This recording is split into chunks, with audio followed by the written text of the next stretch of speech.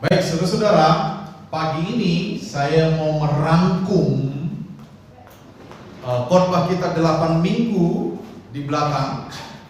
Ya, saya mau rangkum dan secara khusus saya akan melihat Kristus yang diberitakan kepada ketujuh jemaat di Asia. Jadi teks kita cukup panjang, mulai pasal 2 dan pasal 3 kitab Wahyu, ya, tetapi tentu saja kita tidak akan membaca semua teks itu, tetapi kita akan coba mengingat kembali bagaimana Kristus diperkenalkan mulai dari jemaat di Efesus, ya, lalu jemaat di Smyrna, ya, lalu jemaat di Pergamus, lalu jemaat di Tiatira, lalu kepada jemaat di Sardis, lalu Philadelphia, dan terakhir kepada jemaat di Laodikia, saudara-saudara. Nah, ini penting karena kita akan melihat gambaran Kristus secara menyeluruh, ya. Dan apa yang disampaikan oleh Yohanes kepada jemaat di Asia Kecil, ya, tentang Kristus, itu cukup komprehensif, cukup luas, sehingga dari sana nanti kita juga bisa belajar bagaimana kita memandang Kristus dalam hidup kita, dan selanjutnya kita bisa menghayati Kristus itu di dalam kehidupan kita setiap hari. Saudara, menghayati itu berarti menjadikannya hidup, ya, menjadikannya hayat di dalam diri kita, ya. Jadi stay fokus, ya, supaya kita bisa mendapatkan manfaat yang sebesar-besarnya dari firman Tuhan pagi hari ini. Langsung saja, next, ya. Kalau kita mengingat kembali Wahyu pasal 2 dan 3, ya, bagaimana Rasul Yohanes oleh ilham Roh Kudus menulis surat kepada ketujuh jemaat di Asia Kecil, dan setiap kali surat ditulis identitas Kristus disingkapkan, ya. Nah, dari ketujuh surat ini, yang pertama yang kita bisa pelajari adalah siapa Kristus dan apa yang ada di dalam Kristus, atau nilai apa yang ada di dalam Kristus itu. Ya, identifikasi Kristus. Nah, Kristus adalah Allah yang kekal. Ya. Dia diperkenalkan sebagai Alfa dan Omega, ya, Allah yang kekal. Dia yang ada, yang telah ada, yang ada dan yang akan datang, ya. Nah, jadi kalau kita simpulkan bagaimana Yohanes mengidentifikasi Kristus, ya, atau memperkenalkan Kristus di dalam keberadaannya yang paling utama adalah bahwa Kristus adalah Allah yang kekal. Ini penting. Kenapa penting? Ini menopang begitu banyak kaidah teologis kita, saudara-saudara. Ya, ini menopang tiang-tiang besar teologi Kristen. Kristus adalah Allah yang kekal. Karena Kristus kekal, maka Dia adalah Allah. Karena hanya Allah yang kekal, saudara-saudara. Jadi kalau ada di luar sana orang berkata bahwa Kristus itu bukan Allah, maka dia salah. Kalau ada yang mengatakan bahwa Yesus atau Kristus baru dinobatkan sebagai Allah di abad keempat, kata seorang pendakwah yang katanya mu'alaf itu, ya, maka dia salah. Dia kurang referensi, kurang minum kopi, saudara. Ya, saya berani mengatakan itu. karena dia mencampuri urusan agama orang lain. Kita nggak boleh mencampuri urusan agama orang lain, tapi kalau agama kita dicampuri, kita punya hak jawab untuk itu. Ya. Jadi Allah kita adalah Allah yang kekal, saudara-saudara. Dia ada sejak semula. Ya. Dia adalah Alfa dan Omega. Vehu haya yang sudah ada, Vehu hove yang sedang ada, Vehu yihye yang akan ada. Dia sudah ada, dia sedang ada, dia akan terus ada. Dia adalah Allah yang kekal. Nah, kalau Allah yang kita sembah adalah Allah yang kekal, maka kita juga akan diberikan hidup yang kekal pula. Karena hanya Allah yang hidup yang bisa memberi hidup. Betul? Kita bersyukur punya Allah yang hidup, saudara-saudara. Dan Allah hidup yang kekal yang bisa memberi hidup yang kekal pula. Ya, kalau Allah kita tidak kekal, bagaimana dia bisa memberikan kita hidup kekal? Dia sendiri nggak kekal. Maka ini menjadi tiang besar dalam iman kita. Yesus adalah Allah yang kekal. Dia sudah ada sejak awal dan akan terus ada. Dan dia adalah hakim yang memegang otoritas tertinggi. Khususnya kalau kita merujuk kitab Wahyu, otoritas atas jemaatnya. Karena pada waktu itu Asia Kecil ada di bawah okupasi atau penjajahan Romawi, sehingga orang Kristen itu begitu ditekan, mereka ditakut-takuti. Ya, kita sudah belajar tentang jus gladi beberapa waktu lalu, kuasa dari pedang. Orang Roma punya simbol jus gladi itu dalam bahasa Latin. Artinya pedang ini adalah simbol otoritas, dan di mata pedang inilah terletak engkau hidup atau mati. Tapi Kristus berkata, bukan. Hidup matimu ada di tanganku. Bahkan Roma sendiri pasti mati. Iya kan? Roma tidak berjaya selamanya kan? Tapi Yesus ada selama-lamanya. Dan sejarah membuktikan apa yang Yesus katakan itu benar. Pada masa itu memang Roma berkuasa. Mereka bisa berkata, di tanganku ada hidup dan matimu. Kalau aku mengatakan engkau hidup, engkau hidup. Kalau aku mengatakan engkau mati, engkau mati. Ya, pada waktu itu. Tetapi Yesus berkata, sesungguhnya akulah hakim dan pemegang otoritas yang kekal. Bahkan engkau yang hari ini berkata di tanganmu ada hidup mati orang-orang, kau sendiri akan mati suatu saat. Faktanya Roma tidak berjaya, betul? Iya kan? Tetapi Yesus tetap berjaya. Jadi saudara, dari pasal 2 dan pasal 3 kitab Wahyu, ini harus kita ingat. Yohanes memperkenalkan Kristus sebagai Allah yang kekal. Ya. Dan bukan saja Allah yang kekal, Kristus juga memegang sebagai hakim, memiliki otoritas atas hidup saya, atas hidup saudara sekalian. Jadi hidup ini ada di tangan Tuhan. Dulu waktu saya masih remaja, saudara juga pernah remaja kan? Waktu saya masih remaja, di Alkitab ini ada stiker tangan. Ada yang masih mempunyai itu? Kalau anak-anak sekarang nggak kenal itu. Ya, stiker tangan begini. Di tengahnya ada dikasih lubang segi 4 tempat foto kita. Lalu di bawahnya ditulis, hidupku di dalam tangan Tuhan. Masih ingat ya? Kayaknya Pak Arnold punya banyak di Alkitabnya dulu itu. Iya Pak.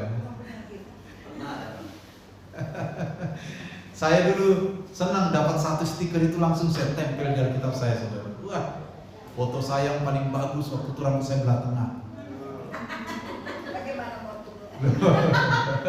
Dulu kan lagi Ini kan, rambut belah tengah dulu kan, tahun-tahun 94, 95 itu kan rambut yang ini.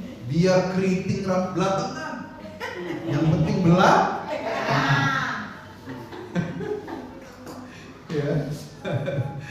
Taruh di situ saudara. Wah, keren sekali. Jadi hidup kita ini ada di dalam tangan Tuhan. Makanya saya yakin bahwa kuasa-kuasa di luar Tuhan itu tidak punya hak sama sekali untuk mencampuri hidup kita, kecuali kita izinkan. Kecuali kita izinkan. Iya kan? Apa kuasa yang bisa mencampuri hidup kita? Kuasa setan? Gak bisa. Tapi kalau kita buka ruang, dia masuk.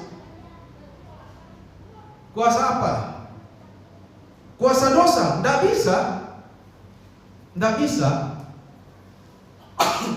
Ya. Kecuali kita buka ruang itu, dosa masuk. Makanya waktu Tuhan bicara sama Kain apa? Dosa sudah mengintip di balik pintu dan dia sangat memikat.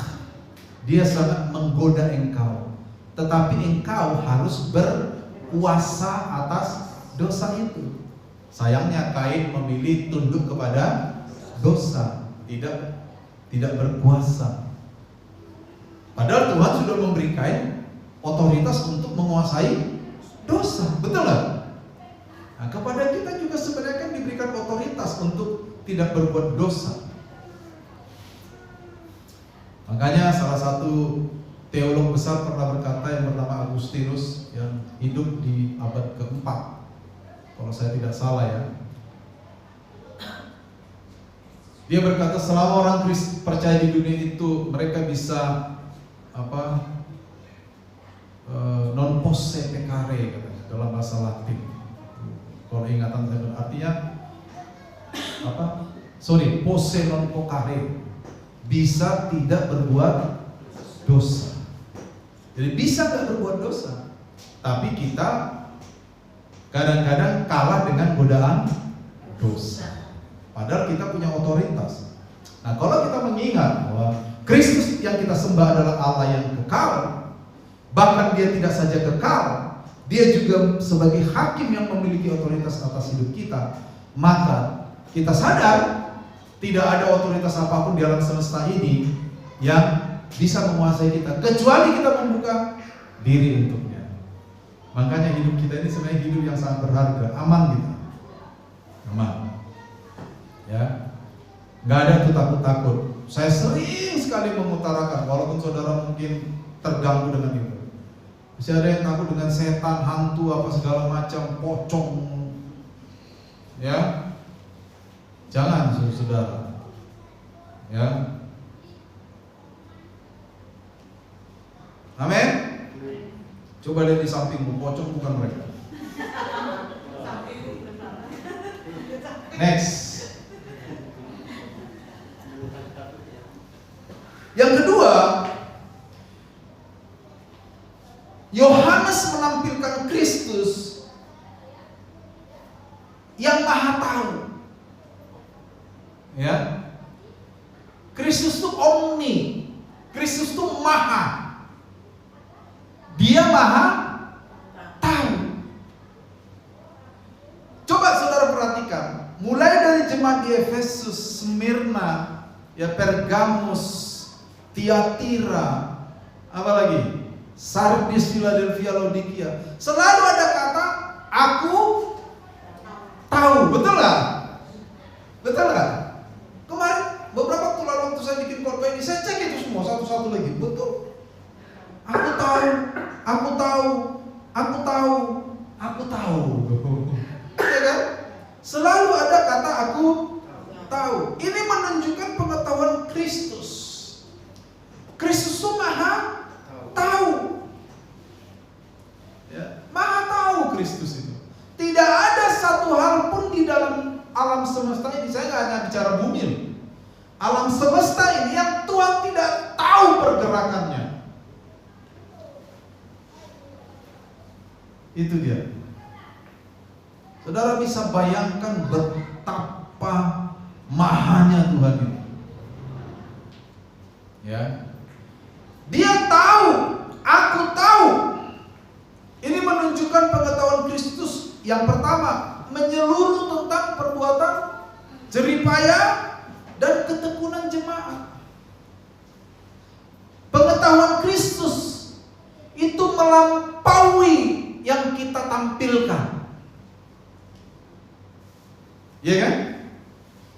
Manusia itu diberikan kemampuan untuk bersandiwara.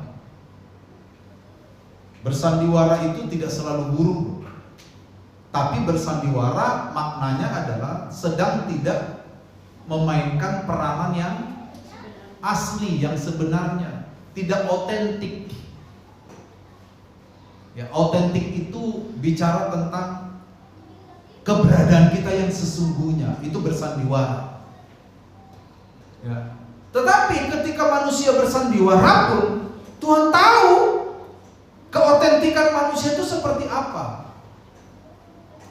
Makanya satu kali pernah tertulis di Alkitab kita, manusia melihat apa yang di depan mata, tetapi Tuhan melihat hati. Hati yang mana yang Tuhan lihat? Hati yang liver inikah? Atau hati yang abstrak, yang sering kita kenal juga? Hati yang kita maksud itu tidak ada bendanya di sini, betul? Tetapi itu ada dalam kaitannya dengan Tuhan. Tuhan tuh melihat hati katanya. Ayo, siapa di antara manusia yang bisa melihat hati? Ya, tinggi gunung bisa didaki, dalamnya laut bisa diselam. Hati manusia siapa yang tahu? Betul? Enggak ada. Enggak ada. Ya kan? Makanya dari situ banyak perumpamaan timbul. Kura-kura dalam perahu. Kura-kura tidak tahu. Sudah gaharu cendana pula. Sudah tahu bertanya pula. Ini kan sandiwara itu. Tidak otentik. Tetapi Tuhan tahu keotentikan kita. Tuhan tahu tentang jeripayahmu. Makanya saya bilang, sekalipun misalnya ya, tidak tersedia platform apapun di dunia ini untuk mengungkapkan perasaan kita, Tuhan tahu perasaan kita. Amin. Tuhan tahu. Tetapi sekarang sudah banyak platform untuk mengutarakan perasaan, betul kan? Sudah banyak. Saudara boleh utarakan perasaan saudara dimanapun, sampai seluruh dunia tahu perasaan kita. Ya. Tetapi sekalipun tidak ada platform itu, percayalah, Tuhan tahu apa yang Anda rasakan. Tuhan tahu jerih payah kita. Tuhan tahu bagaimana hebatnya kita berjuang. Tuhan tahu. Dan saya masih tetap ada pada satu kepercayaan bahwa Tuhan selalu menghargai orang yang berjuang dengan cara yang benar. Saya percaya itu, saudara. Ya. Kadang-kadang saudara, untuk meneguhkan statement yang seperti ini, kita tidak punya kosakata yang tepat. Tetapi saya percaya, karena saya juga mengalami, kadang-kadang saudara-saudara, ini menjadi jelas bagi kita ketika Tuhan sendiri yang berbicara kepada kita melalui hati kita. Betul? Makanya perlu sekali persekutuan dengan Tuhan. Ya, pendeta tidak terlalu pintar kok mengutarakan yang begini. Kalau saya bilang, Tuhan tahu menyeluruh tentang perbuatan jeripaya dan ketekunan jemaat. Sedalam apa kita menangkap makna dari kalimat ini? Sulit. Tapi kalau Tuhan yang masuk ke dalam pikiran kita, merujuk kita kepada satu kondisi hidup kita, lalu dia menekankan poin ini, tuh, masuk, cocok. Ibarat kita masang meja lipat yang dibongkar itu, dia bunyinya klik, wah pas ini. Kalau kita dorong-dorong belum klik ya Pak ya, masang ini kalau nggak didorong nggak klik, tetap kita klik saja, apa ini kok nggak klik gitu. Begitu dia klik, oh cocok sudah. Mantap. Nah itu dia. Pengetahuan Kristus menunjukkan bahwa pengetahuan itu menembus hingga penderitaan, menembus hingga kemiskinan dan fitnah yang kadang kita alami. Artinya apa saudara-saudara? Tuhan tahu saudara dan saya menderita, itu Tuhan tahu. Aku tahu tentang penderitaanmu. Engkau tinggal di antara mereka yang menyebut dirinya jemaah, padahal mereka jemaah iblis. Betul kan? Mereka menganiaya kamu, beberapa dari kamu akan dimasukkan dalam penjara. Di kitab Wahyu. Jadi Tuhan ngerti penderitaan kita. Makanya orang yang paling cocok untuk kita mengadu itu sebenarnya Tuhan Kristus. Tuhan, ini misalnya saudara sakit hati sama orangnya. Tuhan, saya sakit hati. Apakah dosa kita ngomong gitu sama Tuhan? Enggak loh. Justru Tuhan mengerti. Tapi kalau saudara ngomong sama temanmu, belum tentu dia mengerti. Di depanmu dikatakan, oh iya, di hati bisa jadi syukur, kamu sakit hati. Bila penting sebulan 4 kali, kamu sakit hati kali 2. Iya kan? Loh, saya banyak membaca analisa-analisa tentang pertemanan. Iya kan? Pertemanan, banyak teori tentang pertemanan. Yang paling sulit diterima adalah yang kitab Amsal bilang, sahabat sejati itu menaruh kasih dan dia memukul bila perlu. Iya kan? Menampar, tetapi musuh memuji dengan berlimpah-limpah. Iya kan? Makanya kalau saudara berbuat salah dan temanmu tidak menegur engkau, biar matanya. Jangan-jangan musuh dalam sekarang udah berubah, dia bukan selingkuh lagi.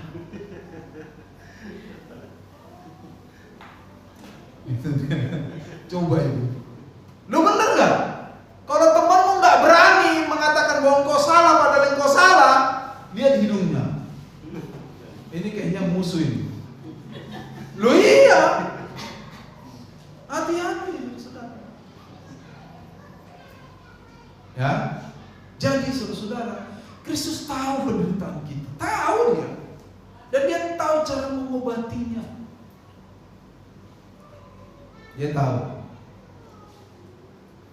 Salah satu tujuan kenapa Kristus menebus hidup kita dengan penderitaan itu kira-kira apa? Ya itu tadi, supaya kita tahu bahwa dia juga telah menderita untuk kita. Iya kan? Makanya kitab Yesaya itu berkata, dia sudah menderita untuk kita. Lalu setelah itu, oleh penderitaannya kamu sembuh. Kata bahasa Alkitabnya bilur-bilur. Bilur itu kan luka kan? Iya kan? Itu bahasa Melayu zaman dulu itu. Anak-anak sekarang kadang nggak ngerti itu.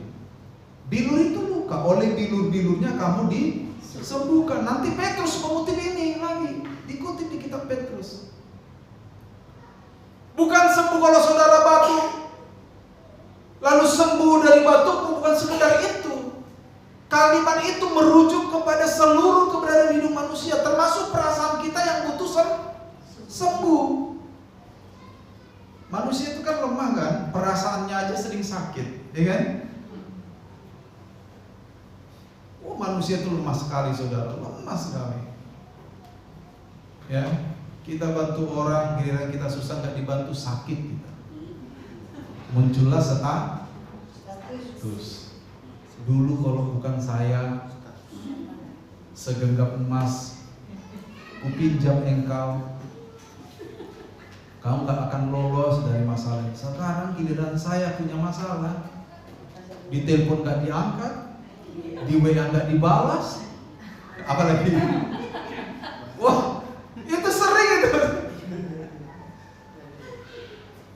Saya memang sengaja nggak telepon kontak-kontak seperti itu banyak supaya saya tahu status mereka. Banyak memang teman-teman saya begitu. Nggak pendeta, nggak jemaat, ada. Kadang-kadang saya geleng-geleng tapi telinga saya nggak ikut geleng, kepala aja. Gimana itu ya? Karena saya bingung juga kenapa ya kayak gini ya.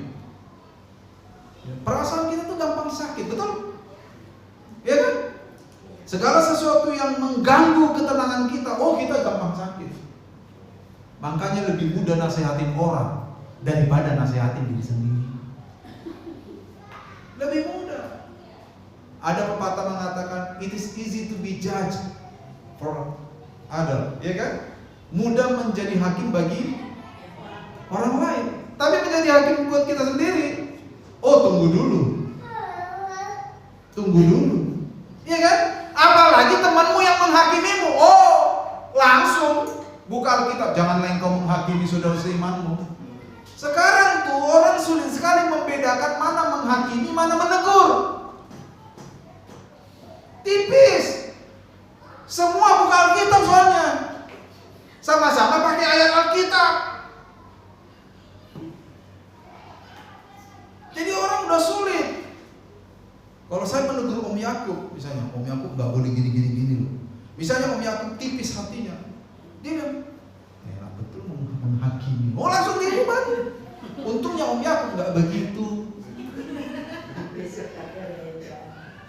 Lo iya kan? Jadi kalau kita ditegur orang, sekarang mudah kita mengatakan bahwa orang itu menghakimi kita. Tipis bedanya. Saudara tahu tisu basah itu dibelah 11. Tipis. Ya. Jadi saudara, perasaan kita ini gampang sakit. Ya.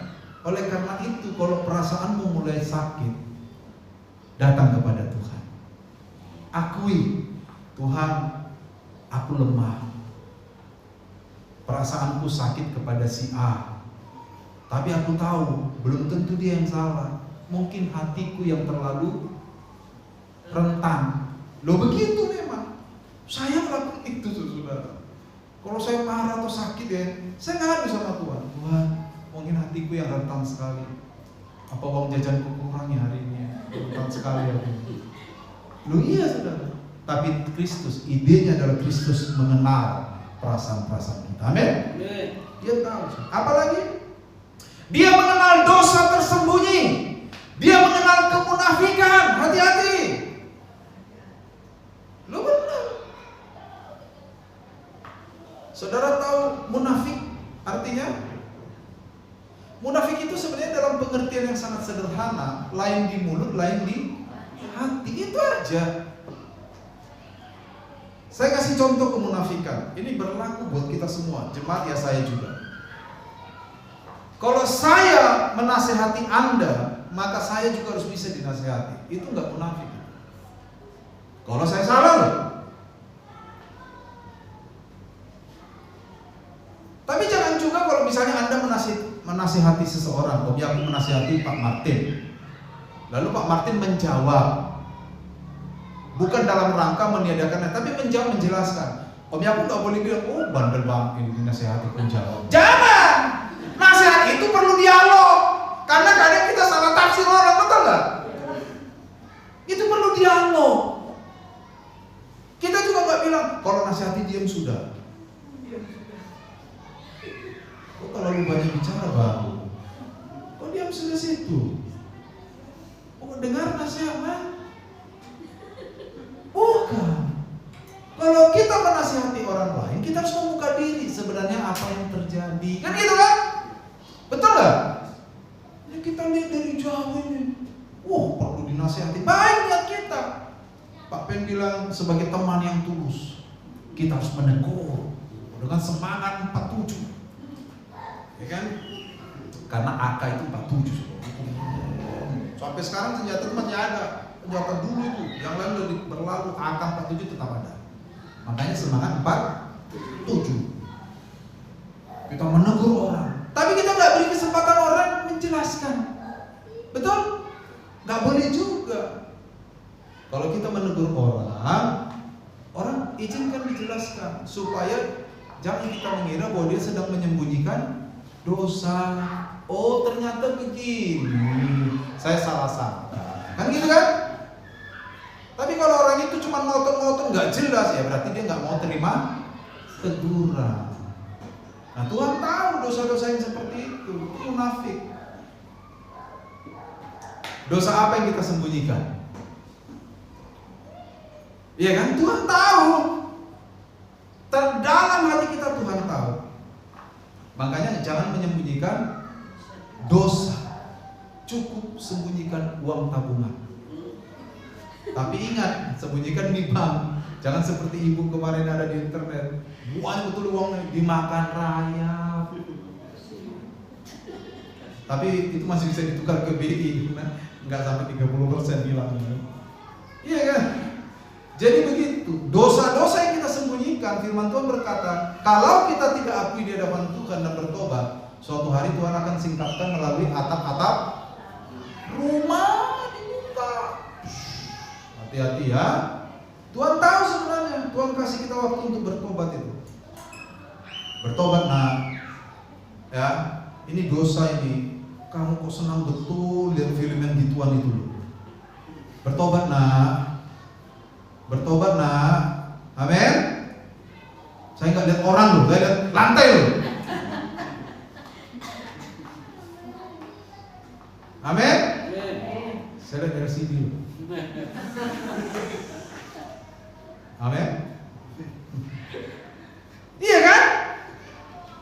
Hati-hati, jangan menyembunyikan dosa loh.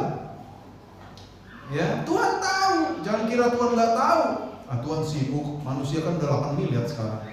Mana ada waktu Tuhan lihat satu-satu. Mas, Tuhan tahu saudara. Ini masih panjang ke jam berapa? Aduh. Tuhan juga tahu apresiasi iman. Jadi kalau saudara punya iman di tengah tekanan, Tuhan tahu menghargai iman kita. Tahu Tuhan. Walaupun kadang-kadang caranya tidak seperti yang kita inginkan. Tuhan tahu menghargai hidup yang penuh dengan iman.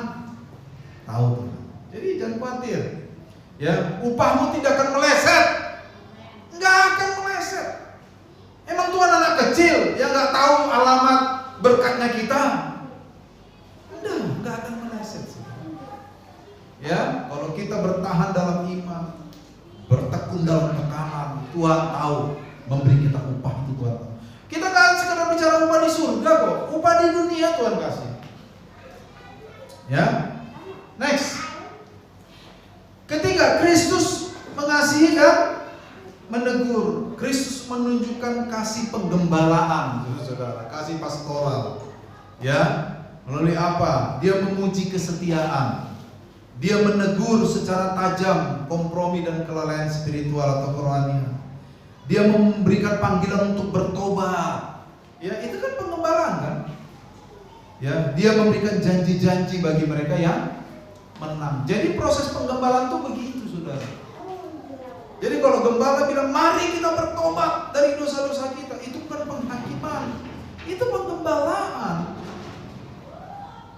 Ya, penggembalaan, saudara.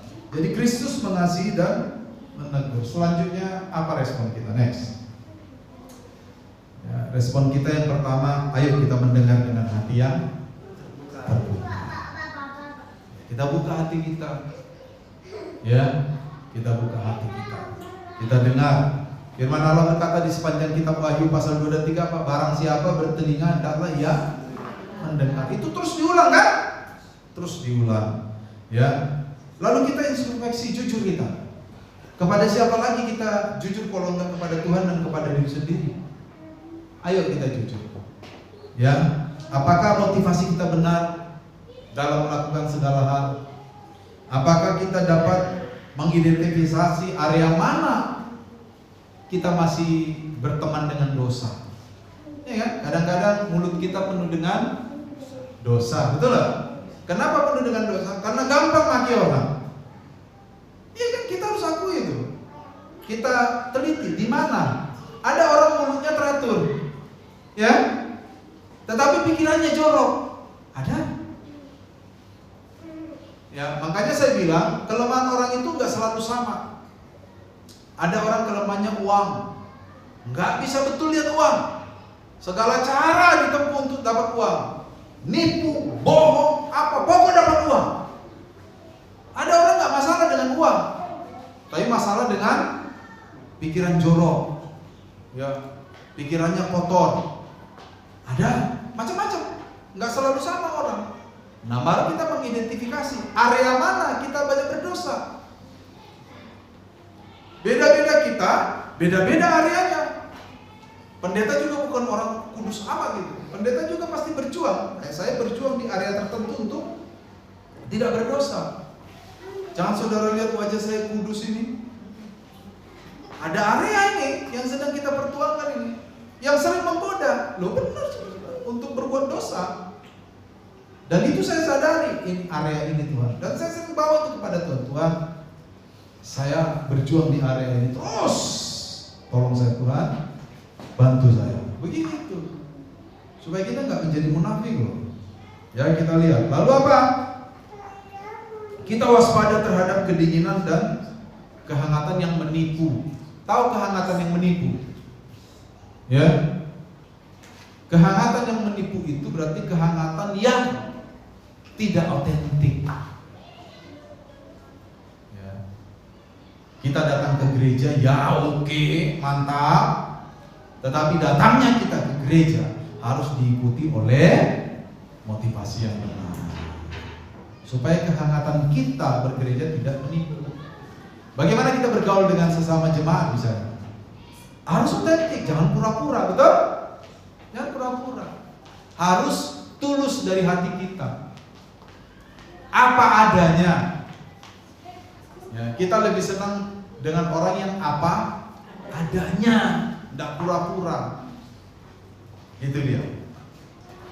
Next, apa respon kita?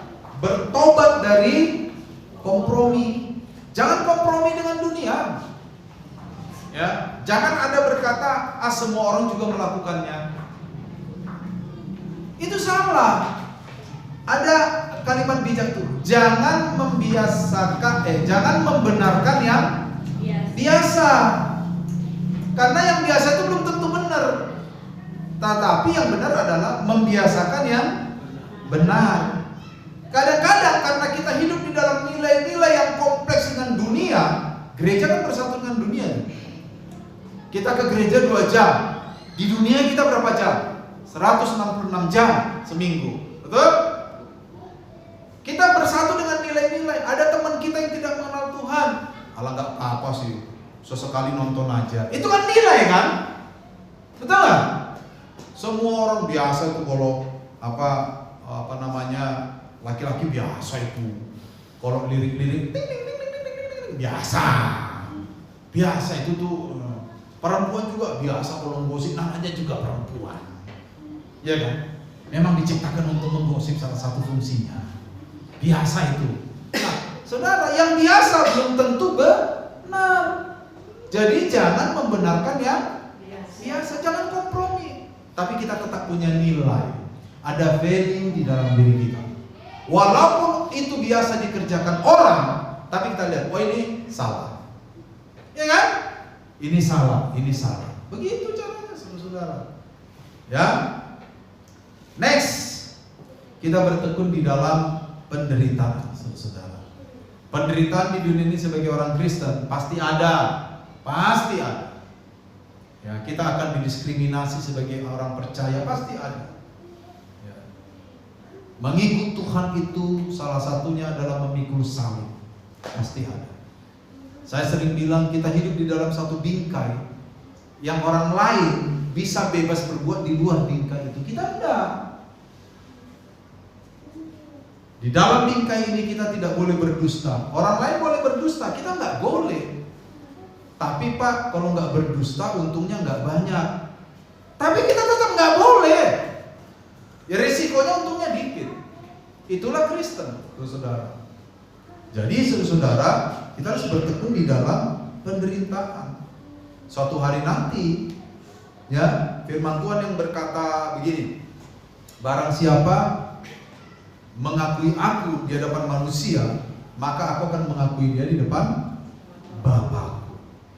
Itu akan terjadi, saudara. Amin. Terakhir. Apakah saudara percaya kalau ini terakhir? Ini terakhir.